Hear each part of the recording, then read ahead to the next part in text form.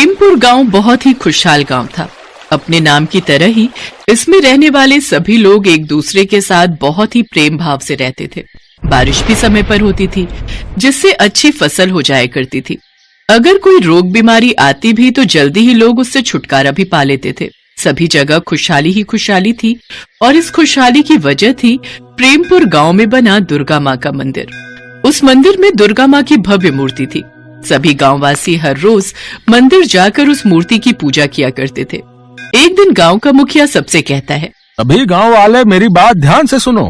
सालों साल चली आ रही परंपरा के अनुसार इस साल भी हम सब गांव वाले माता के मंदिर में बड़े धूमधाम से भव्य जागरण करेंगे। मैंने दुर्गा माँ के लिए शहर से नए कपड़े भी ऑर्डर कर दिए हैं। गांव की महिलाओं द्वारा माँ को नया लाल जोड़ा पहनाया जाएगा और उनका श्रृंगार भी किया जाएगा। साथ ही उनकी पूजा के लिए हर घर से थोड़ा थोड़ा दूध घी उस दिन माँ को अर्पित किया जाएगा, समझे? अपने गांव पर दुर्गा माँ की विशेष कृपा है, इसीलिए सभी उस रात जागकर दुर्गा माँ का जागरण करेंगे। जागरण की तारीख आज से ठीक 1 महीने बाद की निकली है। आप चिंता मत कीजिए मुखिया जी, हर साल की तरह इस साल भी हम माता का जगराता बड़े धूमधाम से करेंगे। सभी गांववासी जागरण वाले दिन का बड़ी बेसब्री से इंतजार कर रहे थे। लेकिन जागरण से ठीक 20 दिन पहले की बात है। आधी रात का समय था। तभी गांव की रहने वाली सबसे बुजुर्ग महिला सावित्री काकी अपने हाथ से ढोल पीटती हुई और चिल्लाती हुई घर से बाहर आई। गांव वालों, जल्दी बाहर आओ, बहुत बड़ा अनर्थ हो गया है। अरे जल्दी बाहर आओ।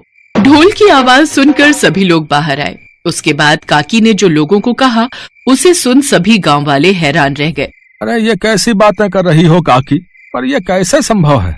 बेटा, मैंने तो जो सपने में देखा वही तुम लोगों को बताया, और जब से मैंने ये सपना देखा है तब से मैं भी यही सोचकर परेशान हूँ कि भला ऐसा कैसे हो सकता है कि हमारी दुर्गा माँ जंगल के बीचों बीच बने उस बरगद के पेड़ के नीचे कैद हो। पर हमारी माँ तो काफी शक्तिशाली है। चलो माना कि वो उस पेड़ के नीचे कैद है, लेकिन वो तो स्वयं भी बाहर आ सकती है ना? छोटे से बिट्टू की बात सुनकर सभी सोच में पड़ गए। बेटा, वही तो मैं भी कह रही हूँ, लेकिन माँ ने कहा है कि वो सिर्फ अपने भक्तों के द्वारा ही बाहर आ सकती है। सभी गांववासी काकी की बात को सुनकर हैरान तो थे, लेकिन गांव की सबसे बुजुर्ग महिला की बातों को नजरअंदाज भी तो नहीं किया जा सकता था ना। इसीलिए सभी लोगों ने बिना वक्त गवाए उसी रात जंगल जाकर वो बरगद का पेड़ काट डाला और उसके नीचे खुदाई शुरू कर दी। 2 घंटे खुदाई करने के बाद जो गांव वालों ने देखा उसे देख सभी हैरान रह गए। देखा, मैं न कहती थी हमारी दुर्गा माँ कैद है इस पेड़ के नीचे। सभी लोगों ने देखा तो उनकी आंखों के सामने साक्षात दुर्गा माँ थी। उनकी 10 भुजाएं थी। उनके चेहरे पर एक तेज था और चेहरे पर मुस्कान थी। गांव वालों ने उन्हें पालकी में बिठाया और जोर जोर से माता का जयकारा लगाते हुए अपने गांव के मंदिर की ओर चल दिए।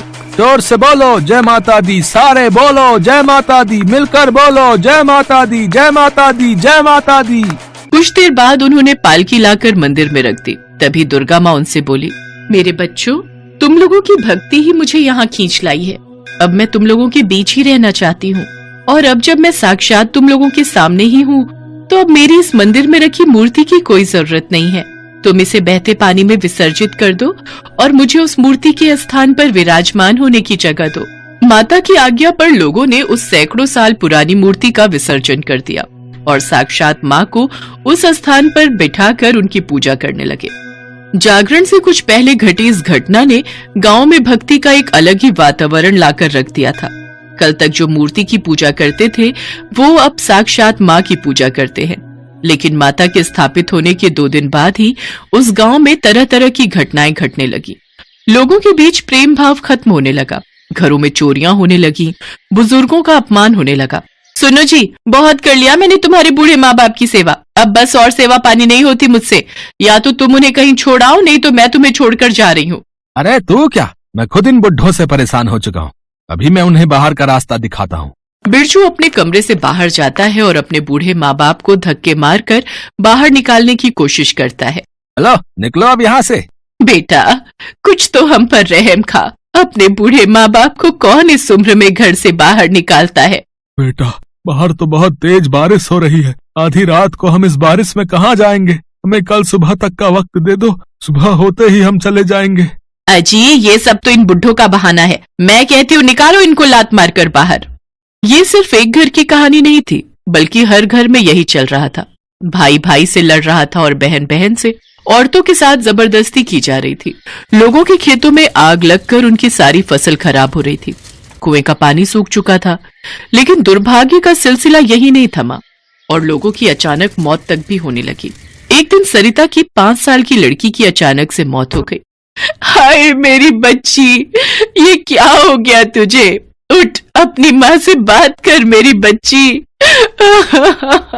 लोगों को कुछ समझ नहीं आ रहा था कि आखिर गांव में ये अशुभ घटनाएं हो क्यों रही हैं, जबकि अब तो दुर्गा माँ साक्षात उनके गांव में विराजमान है। छोटे से दुर्गा भक्त बिट्टू के दिमाग में भी ये बात बार बार आती थी, लेकिन वो माँ का ध्यान करता रहा। लेकिन एक रोज उसके पापा का भी अचानक निधन हो जाता है। पापा पापा उठो ना पापा, अब मेरे साथ कौन खेलेगा? उठो ना पापा। लेकिन वो नहीं जानता था कि अब उसके पापा कभी नहीं उठेंगे। बिट्टू और उसकी माँ का रो रो कर बुरा हाल था, लेकिन गांव का कोई भी व्यक्ति उनका दुख बांटने नहीं आया। बिट्टू और उसकी माँ ने अकेले ही बिट्टू के पिता को अग्नि दी और उसका अंतिम संस्कार किया। रात को बिट्टू जब घर लौटा तो उसको नींद नहीं आ रही थी और वो गुस्से में उठ खड़ा होता है और कहीं जाने लगता है। तभी उसकी माँ, बेटा बिट्टू, आधी रात को तू कहाँ जा रहा है? माँ, मैं मंदिर जाकर दुर्गा माँ से पूछूंगा कि उन्होंने मेरे पापा को मुझसे क्यों छीना। ये कहकर बिट्टू गुस्से में चला जाता है। उसकी माँ भी उसके पीछे पीछे चली जाती है। वो दोनों रात को ही माता के मंदिर गए, जबकि माता की आज्ञा के अनुसार कोई भी रात को मंदिर नहीं आ सकता था और जो कोई भी ऐसा करेगा उसे माता के क्रोध का शिकार होना पड़ेगा। लेकिन उन दोनों को तो जैसे इस बात की परवाह थी नहीं। वो दोनों जब मंदिर पहुंचे तो वहां का नजारा देखकर थर थर कांपने लगे। वहां माता तो थी ही नहीं, बल्कि एक भयानक राक्षसी थी। उसके 5 हाथ और 3 सर थे। उसका शरीर भयानक काले रंग का था और बड़े बड़े नुकीले दांत थे। उनको देख राक्षसी बोली, कौन हो तुम और इस वक्त यहाँ क्यों आए हो? पहले आप बताइए, आप कौन है और हमारी दुर्गा माँ कहाँ है? दुर्गा माँ? मैं ही हूँ तुम्हारी दुर्गा माँ। अब करो मेरी जय जयकार। वो राक्षसी ताड़का थी। सभी दुर्गा माँ की पूजा करते थे। इस बात से वो बहुत चिढ़ती थी। वो चाहती थी कि दुर्गा माँ की तरह लोग उसकी भी पूजा करें। उसने तंत्र मंत्र की विद्या से कई काली शक्तियां हासिल कर रखी थी। उसने अपनी शक्तियों से सावित्री काकी के शरीर में प्रवेश किया और लोगों से झूठ कहा कि माता बरगद के पेड़ के नीचे कैद है। उसने ही ये सारी माया रची थी और वही उस पेड़ के नीचे कैद थी। अब मैं इस गांव की माता हूँ और अब तुम सब सिर्फ मेरी ही जय जयकार करोगे। ये सब मेरी ही रची हुई माया थी जिसमें तुम सब बेवकूफ फंस गए।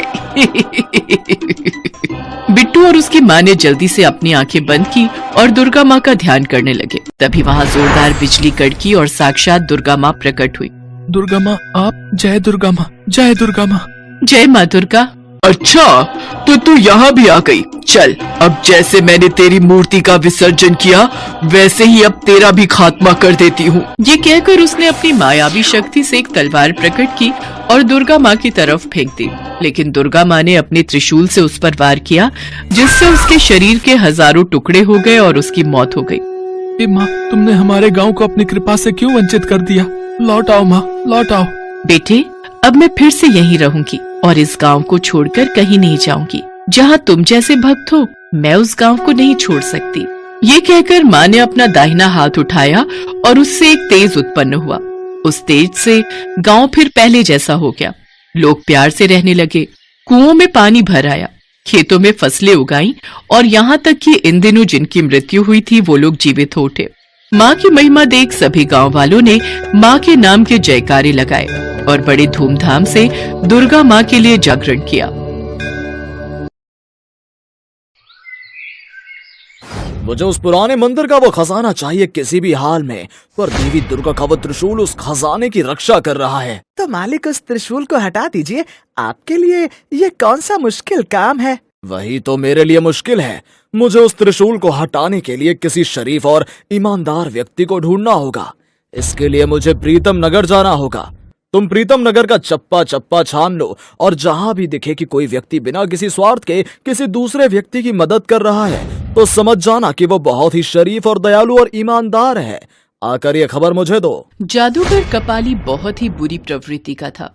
उसे माँ दुर्गा के पुराने मंदिर का खजाना चाहिए था, जो मीलों दूर था, जहां पर कोई भी आता जाता नहीं था।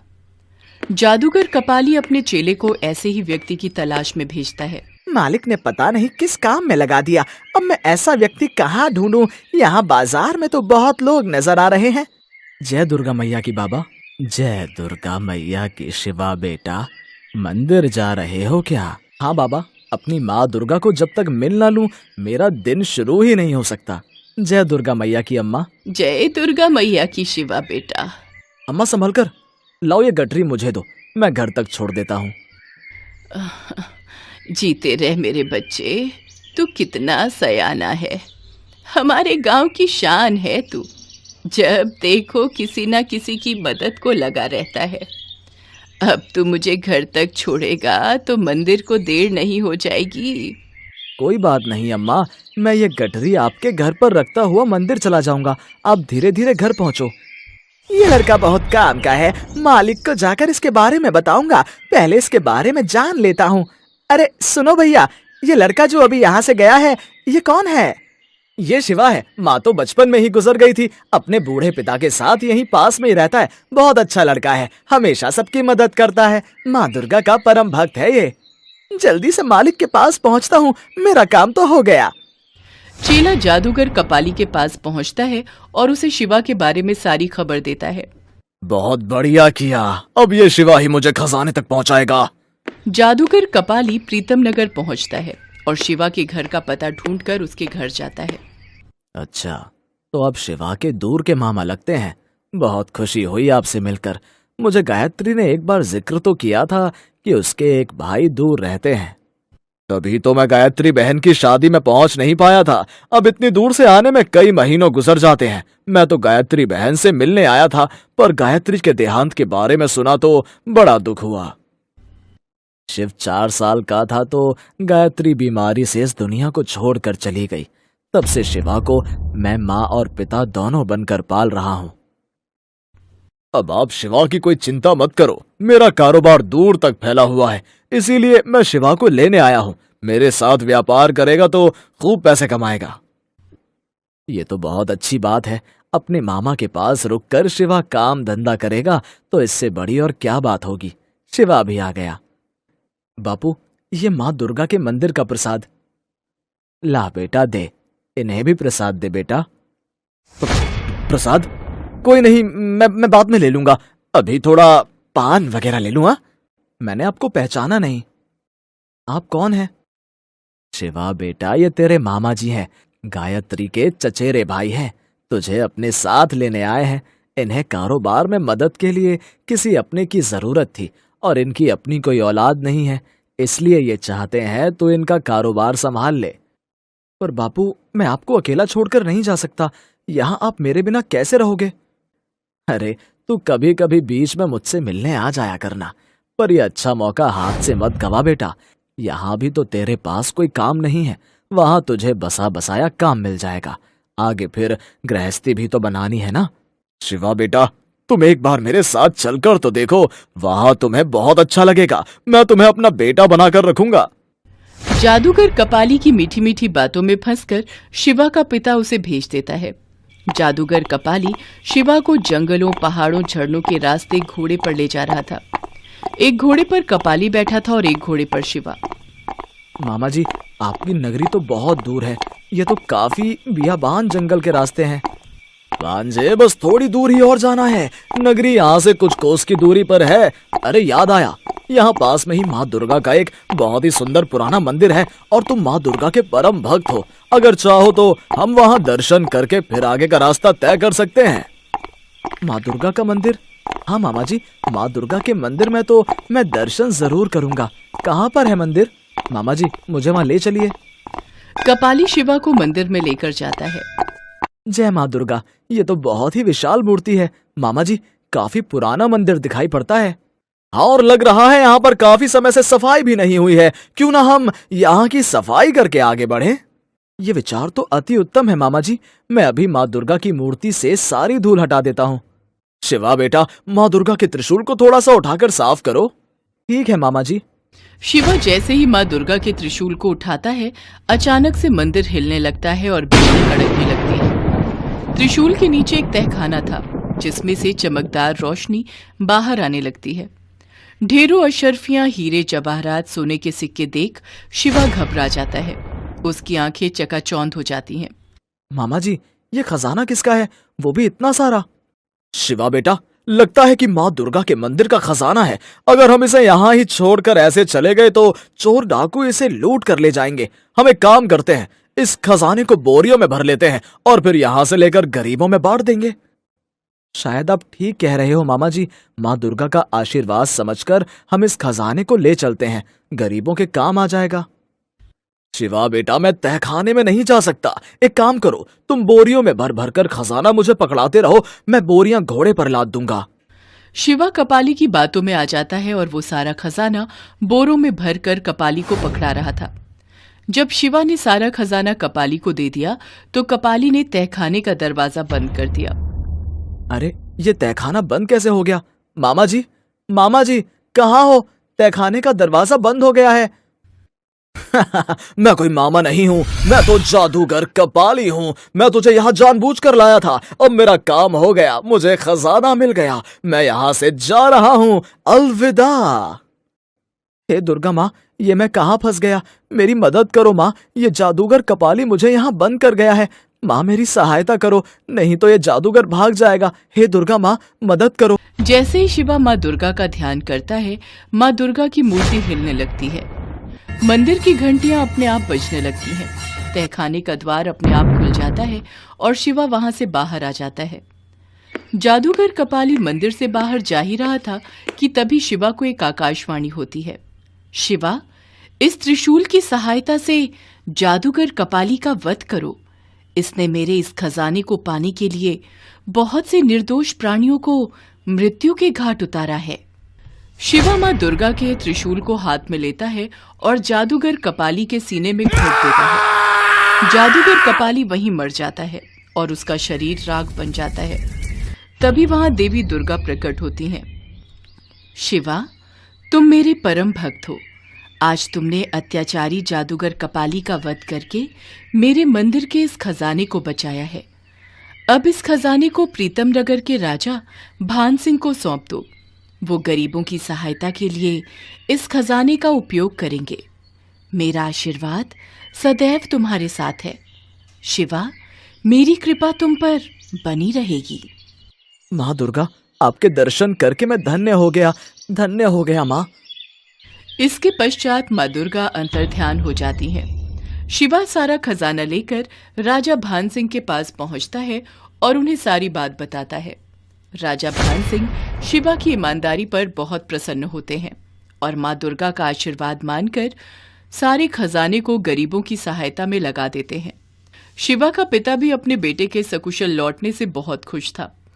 राजा भान सिंह शिवा की ईमानदारी देखकर अपने राजमहल में ही उसे नौकरी पर रख लेते हैं और माँ दुर्गा के आशीर्वाद से शिवा अपने पिता के साथ खुशी खुशी रहने लगता है।